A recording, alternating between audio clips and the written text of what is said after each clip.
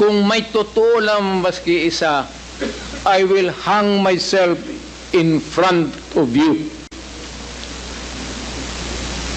You can summon, I will sign a waiver, all banks, pati yung World Bank ng Amerika. Kung may isang totoo lang nakiting, I will resign and I will ask my daughter to resign and everybody in the family. That is my guarantee. And I will hang myself. Will the former president be okay that if we draft the waiver now, that it be signed today instead of tomorrow? Will you be fine with that, Mr. President? Anong kapalit, sir? Hindi. Sampalin ko siya sa publiko. Hindi, wala naman. Ngayon na. Wala pong galunan. Mr. Chairman. I'll give you, sasampalin ko sa Mr. Chairman. Session suspended. Session suspended.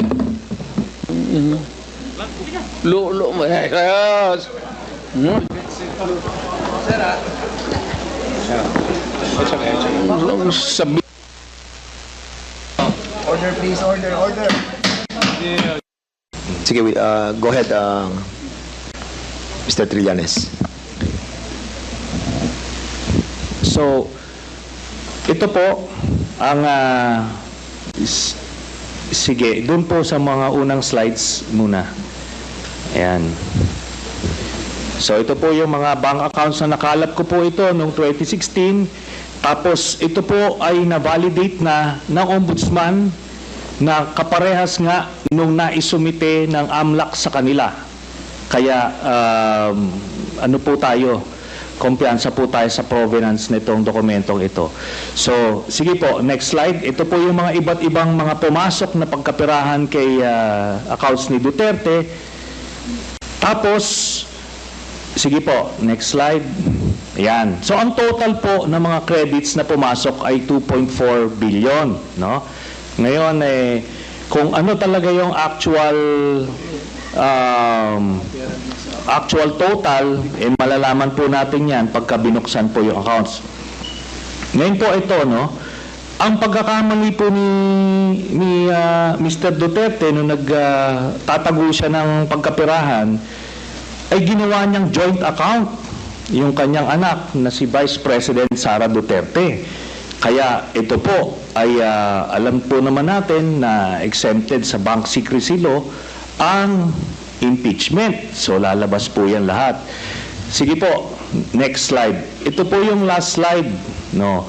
Dito po, meron po ito pong mga transactions na ito. Meron pong kay Vice President Sara, meron po kay Duterte, meron po kay Baste Duterte, meron kay Pulong Duterte, at meron po kay Hanilet Abansenya. Ito pong mga ito ay mga managers checks under their name na ang origin po ng account ay yung isa dun sa mga drug lords na minention ni Las Cañas na si Sammy Uy. Ito po, ano ito? Siguro noong mga panahon na yan, 2011 to 2013, medyo kumpiyansa sila sa kanilang mga gawain, kaya may physical na checks, no? Pero after that, ang mga deposito diretso na sa account, so wala nang paper trail. Pero makikita natin dito yung pattern po, Mr. Chairman. Nagdidibidendo yung drug lord doon sa pamilya nila Duterte tuwing October at April, no? Kaya sunod-sunod po yan. And by the way, makikita po natin si Vice President Sara, meron po siyang 2 checking in-encash dyan under her name, manager's checks. Tapos ito po ay while she was mayor, no? Kaya yan ay direct bribery, no? Tapos process of the illegal drug trade. Ito po ang naging pruweba natin.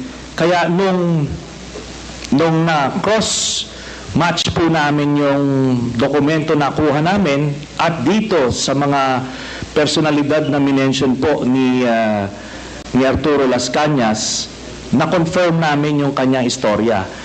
Nakita niyo po dyan, si Duterte, pareha sila ng amount na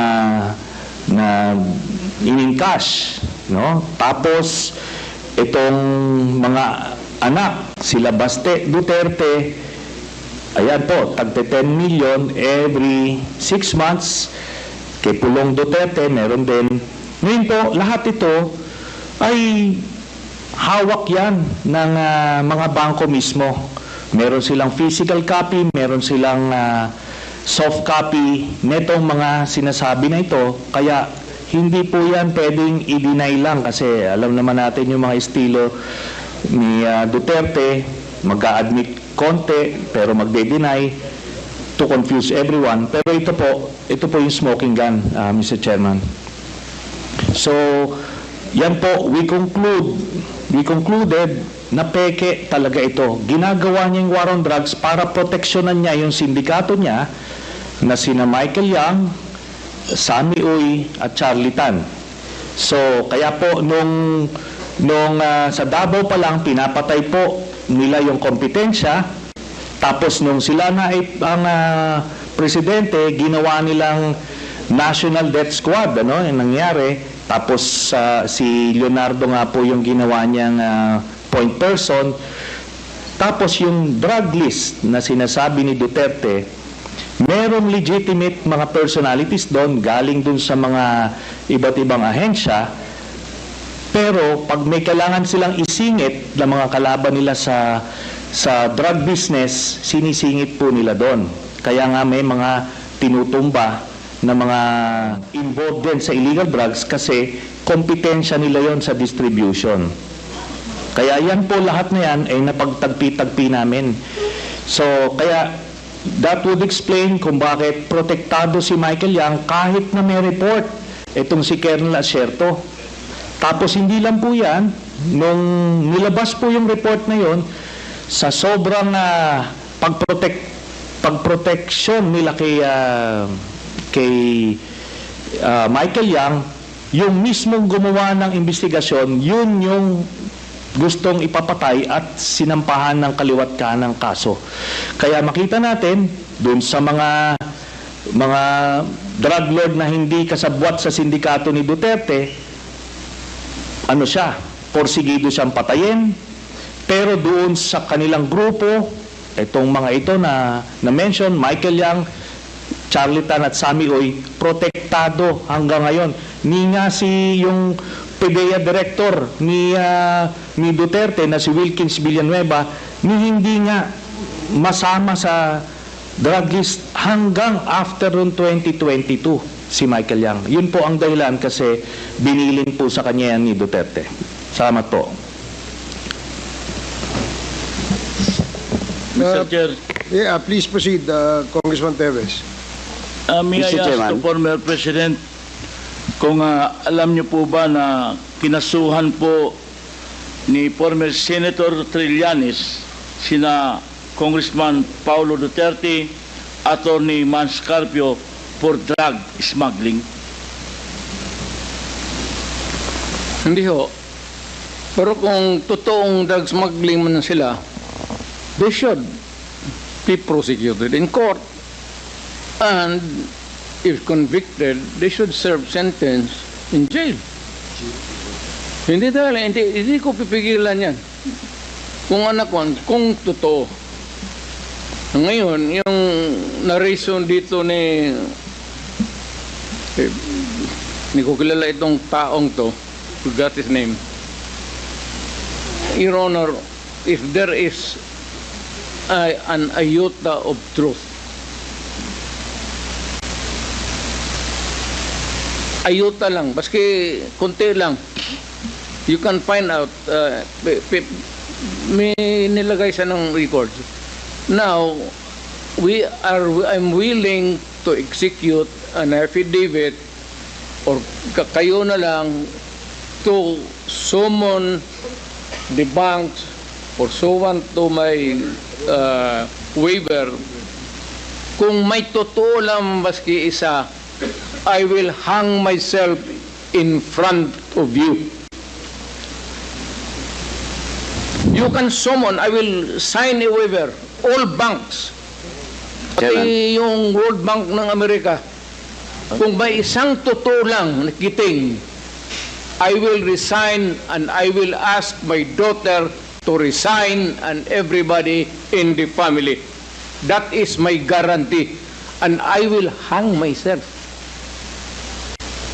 Mr. President, Yes, Your Honor.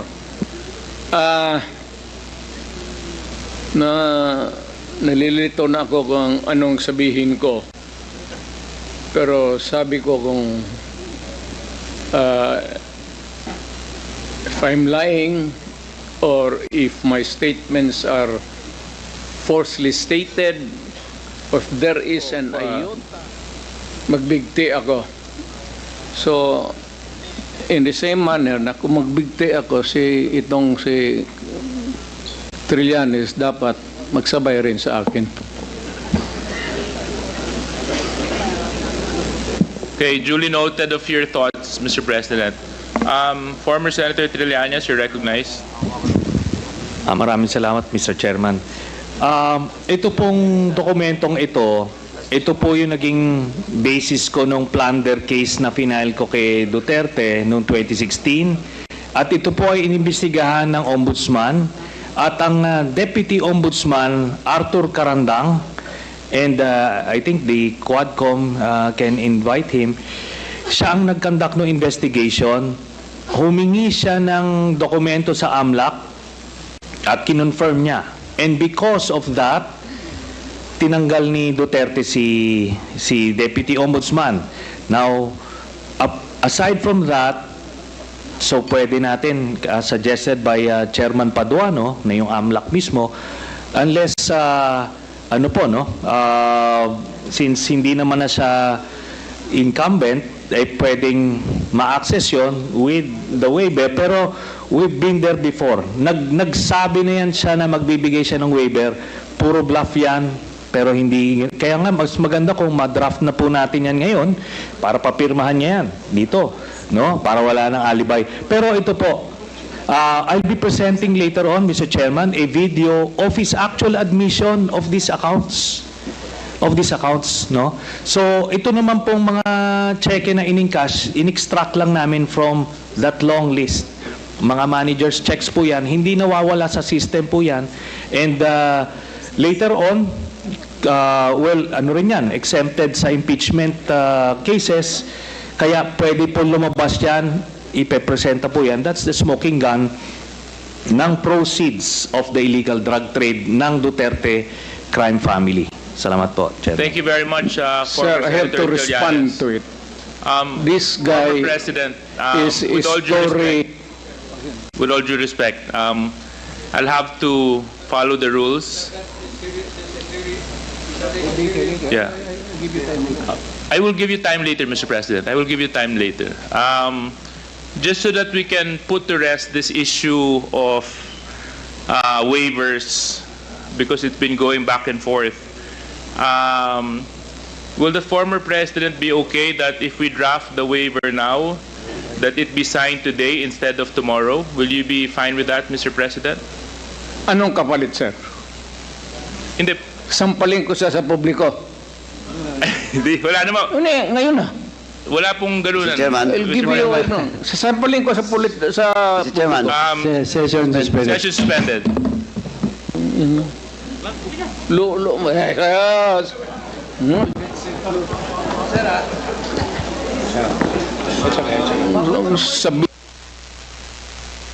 Order, please, order.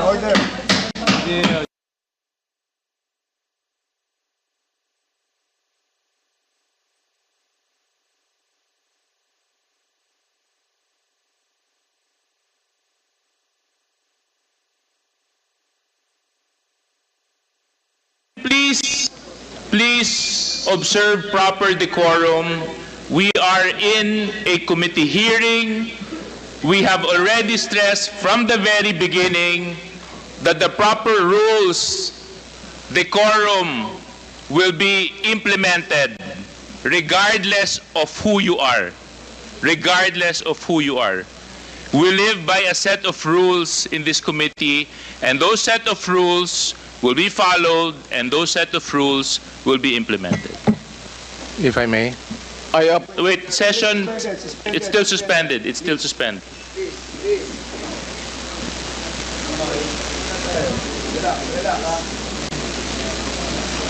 Just so that we can put to rest this issue of waivers, this issue of because it's been going back and forth. Waivers because it's been going back. Will and the forth. Former president be okay that if we draft the waiver now? Will the former president be okay that if we draft the waiver now? Will you be fine with that, Mr. President? Today instead of tomorrow? Anong Will kapalit, you be sir? fine with that, Mr. President? Hindi. Sampalin ko siya sa publiko. Hindi. Sampalin ko siya sa publiko. Wala pong ganunan. Chairman. Wala namang Hindi, ngayon na. Sampalin ko Wala sa pong publiko. ganunan. Chairman. Sampalin ko sa Session publiko suspended. sa... Chairman. Session suspended. Lulo Marcos. Lulo Marcos. Sabit. Sabit.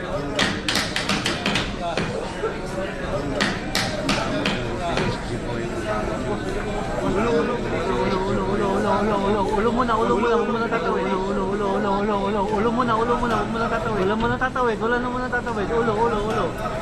tatawid. Can we please observe proper decorum? Please, we are observe proper decorum. We have already stressed from the very beginning. We have already stressed from the very beginning. Decorum, that the proper rules will be implemented. Decorum, regardless will be of who implemented. Regardless of who you are. We live by a set of rules in this committee. We live by a set of rules will be followed, and those set of rules will be followed, and those set of rules will be implemented. Wait, session. It's still suspended. It's still suspended. Wait, session. It's still suspended. It's still suspended. Sorry ho. Sorry ho.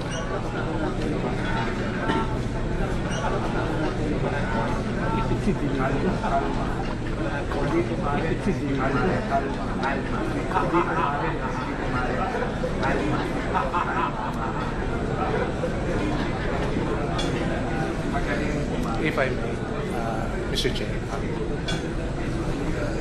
If I may, Mr. Chair.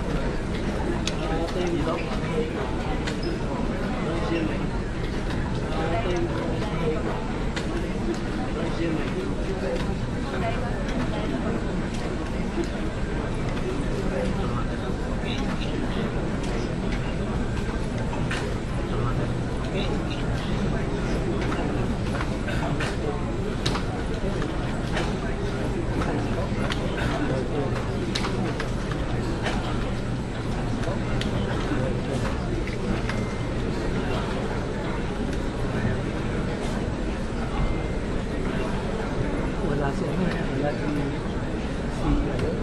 Ace Barbers, wala si ano, wala si Ace Barbers. Lagi si Chedok po, subo na lang subo.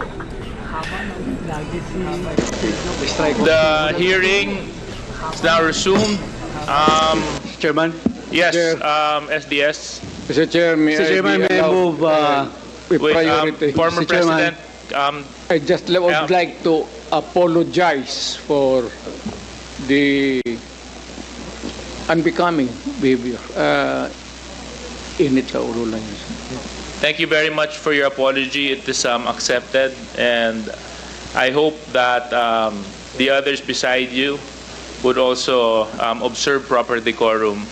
So, but thank you very much for your apology. SDS and Mr. Chairman, Gonzales. may I move to strike off the word sampal on our record? There's a motion to strike off the word sampal in the records. Any second to that? Second, any objection? There being none. Comcheck, you're duly instructed to please strike out that word. Thank you, Mr. Chairman. Secondly, hindi po basketball ito.